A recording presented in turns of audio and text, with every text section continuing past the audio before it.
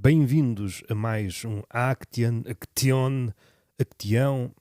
Essa discussão foi levada a cabo no primeiro episódio. Não nos vamos demorar. Bem-vindos a mais uma reflexão com aquele vagar típico de pessoa que não tem nada a ganhar com aquilo que está a fazer, monetariamente falando. Chama Roberto Gamito. Este episódio serve para refletirmos sobre um termo que caiu na marginalidade, a saber, humor político. De há uns tempos a esta parte, eu começo a sentir vergonha a respeito deste termo. Vergonha é uma forma hiperbólica de o dizer, característica de quem anda por estas lides humorísticas. Vital não esquecer que a hipérbole faz parte do arsenal de ferramentas. Há formas de nos desligarmos da realidade. O humor político não é um termo imune a algumas práticas comuns do nosso século, que é desvirtuar qualquer termo, é estraçalhar até o termo não dizer nada.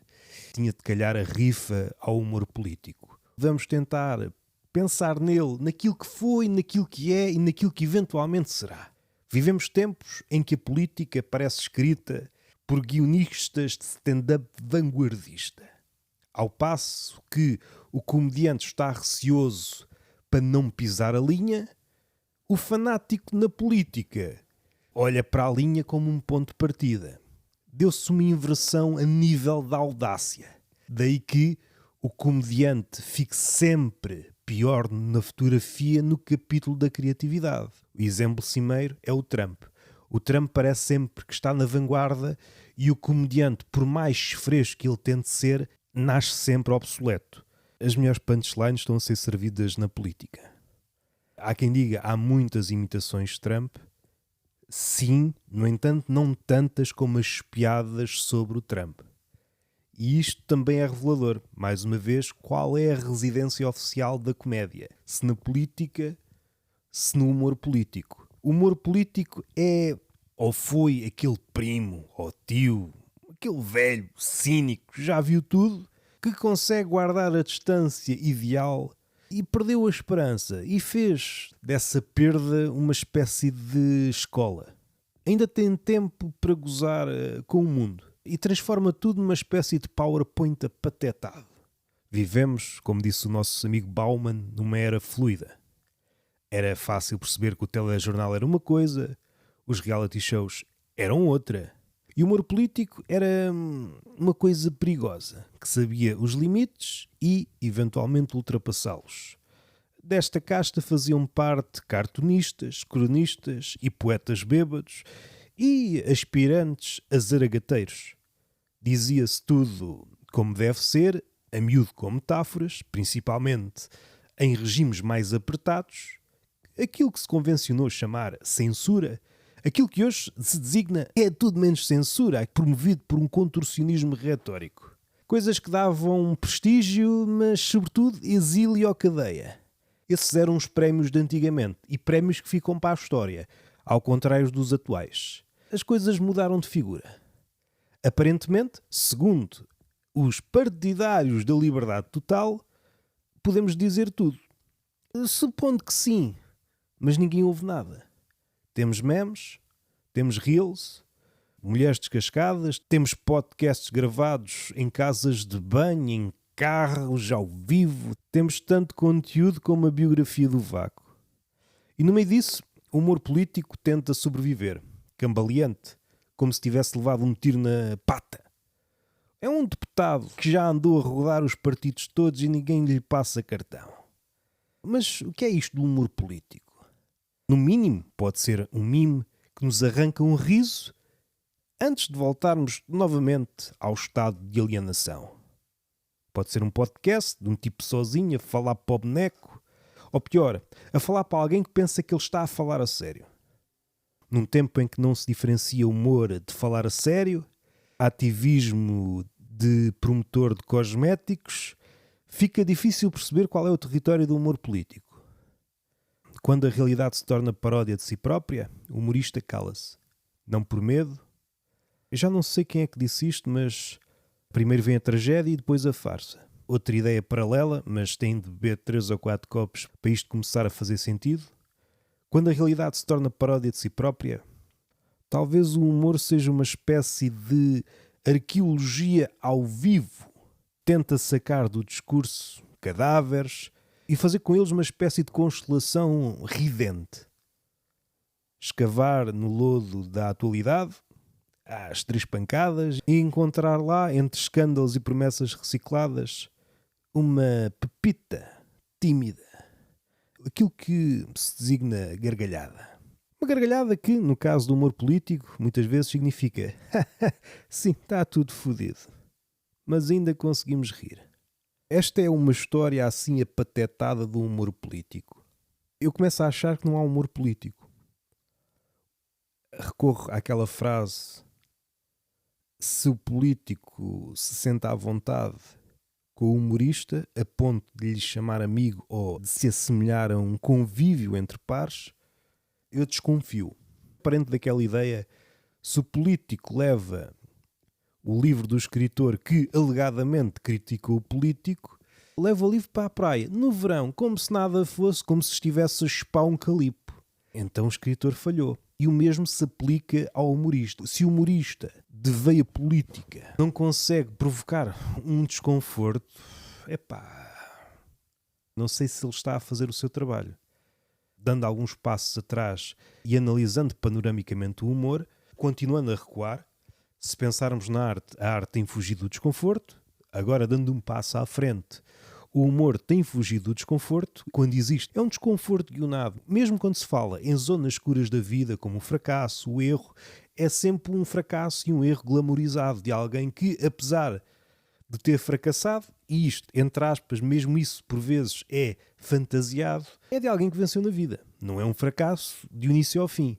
Há um lado da experiência humana que parece que não tem possibilidade de entrar em cena. Outro passo à frente, dando enfoque no humor político. Há questões muito espinhosas. Não sei se o humorista deve tratar delas, como muita gente diz, o humorista deve ser o bobo. O bobo. Sim e não. Há um equívoco que é acreditar que o bobo é e foi uma figura unidimensional. Longe disso.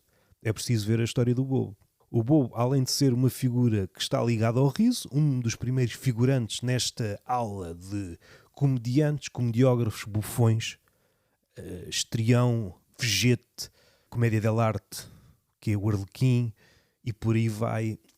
Há este lado, no limite da patetice. Mas a patetice, o desligado da realidade, o desligar da responsabilidade, é só uma das formas. Vocês estão a confundir a árvore com a floresta. E mesmo no bobo, o bobo, além dessa função, tinha outra. Aliás, tinha outras. Até porque era, provavelmente, a seguir ao rei, uma das figuras mais bem pagas do reino. Talvez tenha sido um dos primeiros gajos a experimentar aquilo que muito mais tarde se chamou elevador social. Era das poucas formas de contornar as regras do feudo, das famílias, do sangue azul, que até hoje, em Portugal, que nesse aspecto pouco ou nada saímos da Idade Média, tens sangue, prosperas, não tens sangue, não prosperas. E tudo o resto são ficções para abananados.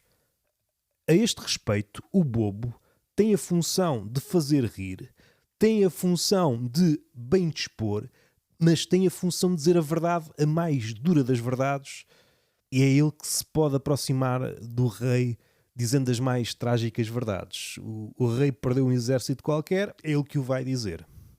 Este é um lado, mas há mais lados. Se acreditarmos que a comédia é arte, a arte é sempre aquilo que sai do molde. E se o molde é fazer isto, então haverá pelo menos um que fará o contrário. A arte é sempre essa fricção entre uma ideia e a ideia contrária. Porque se acreditarmos que a comédia é isto e para sempre será isto, então está fechado. Arrumamos as botas, somos operários de uma ideia e por aí vai, não há grande coisa aqui a fazer. Este é um filão.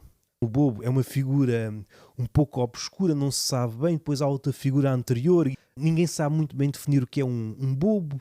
O que se sabe é que há várias figuras importantes. Também houve mulheres. Eram figuras com algum poder. Houve uma altura em que havia uma escola de bobos. Se calhar há uma ligação insuspeita entre o bobo antigo e o bobo contemporâneo. É quando ele se deixou objetificar. Quando o bobo, ou a quantidade de bobos que o rei tinha, era sinónimo de prosperidade do reino. É engraçado como passaram estes séculos, uma das razões da queda do bobo. Mas tem que ver também com a questão da entrada do teatro, a comédia dell'arte. Tudo tem um tempo. Vamos respirar fundo, mas podemos ainda ir mais atrás, ao nascimento oficial da comédia na Antiga Grécia.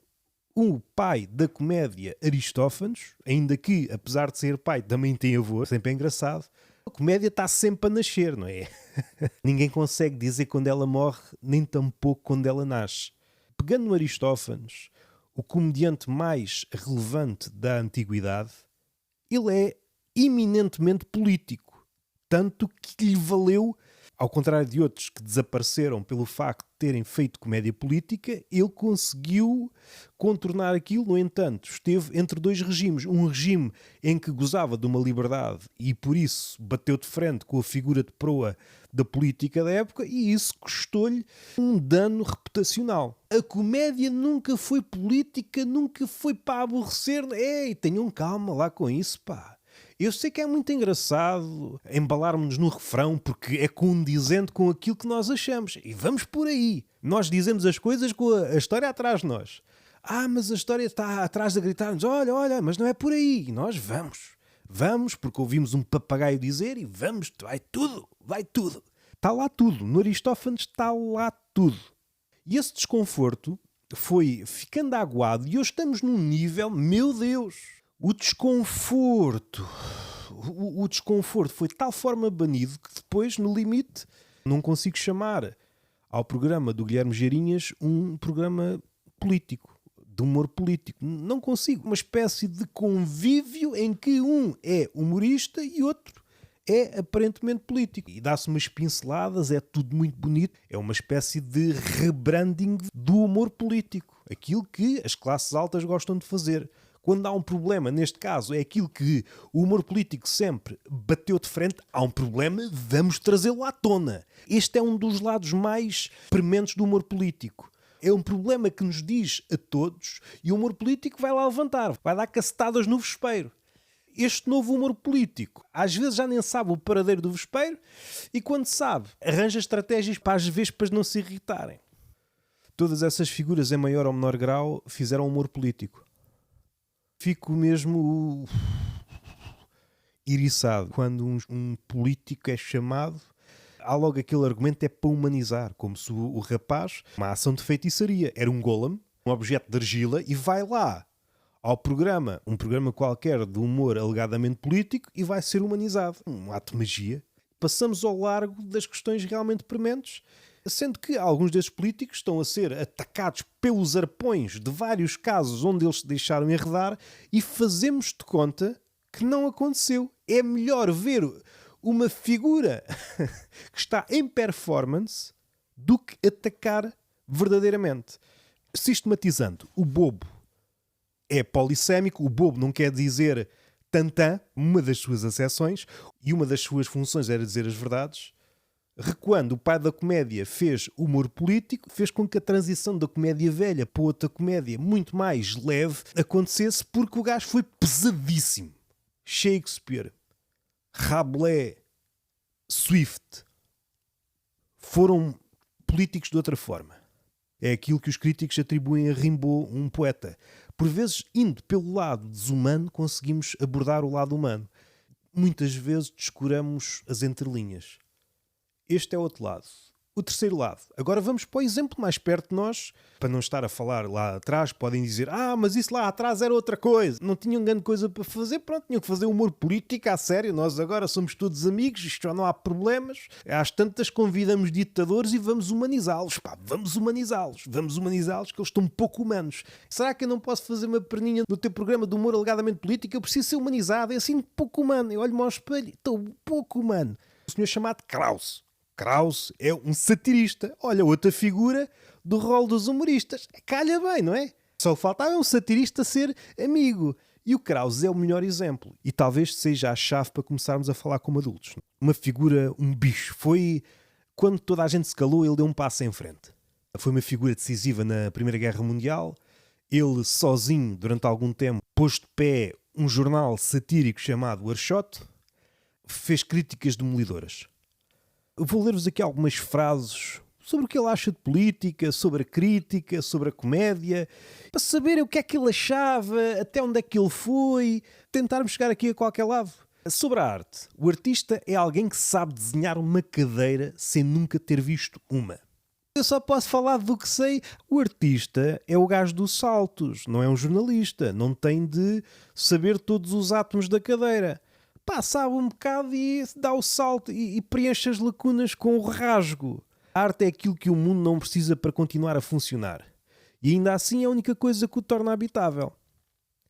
Também é aplicado ao humor e ao humor político, quando querem fazer dele uma coisa precipitadamente utilitária. Isto é outra coisa. Venhas tu com as mãos que vieres, não vais conseguir agarrar nesta ferramenta. Não há arte sem resistência. A facilidade é a morte da criação. Esta frase é um hieróglifo para a maioria das pessoas. Não há arte sem resistência. A facilidade é a morte da criação. E o Krause não foi o único, mas foi um dos últimos a levar isto a um extremo. Não dá para fazer a censura, à guerra. Vocês não querem, eu dou um passo em frente. Quando o mundo recua, há um gajo que dá um passo em frente. Não há arte sem resistência. A facilidade é a morte da criação. E foi este tipo que depois inspirou outro tipo também formidável, como Elias Canetti, que ganhou o Prémio Nobel de Literatura e que escreveu um livro do caraça chamado A Massa e Poder, que nunca é citado, mas que nos ajuda a explicar o que é esta coisa do ser humano que tem alegadamente uma cabeça e quando se transforma numa massa torna-se um bicho. Andamos aqui ainda a falar com coisas que aprendemos no jardim de infância. Sobre a política é a arte de procurar problemas, encontrá-los em todo o lado, diagnosticá-los incorretamente e aplicar os remédios errados. Esta frase muitas vezes é atribuída ao Groucho Marx, uma frase variante, mas é de Krause. Vou repetir, a política é a arte de procurar problemas, encontrá-los em todo o lado, diagnosticá-los incorretamente e aplicar os remédios errados. Dos papéis do humor político. Tentar fazer a triagem, a engenharia reversa, onde é que o político nos anda a engodar. Quando o sol da cultura está abaixo, até os anões projetam grandes sombras. Esta é uma das frases mais célebres do Krause. É confundir o objeto com a representação. Das cenas centrais do nosso século. Que diferença há, assim, de essencial entre um Trump e um programa de entretenimento? É claro que depois um manda e outro, em princípio, não manda, mas não há, assim, grande cena. Os partidos políticos têm uma solução para cada problema. O problema é que inventam os problemas primeiro. Sobre a crítica é um espelho onde só os inteligentes reconhecem. Chapadão ao século XXI.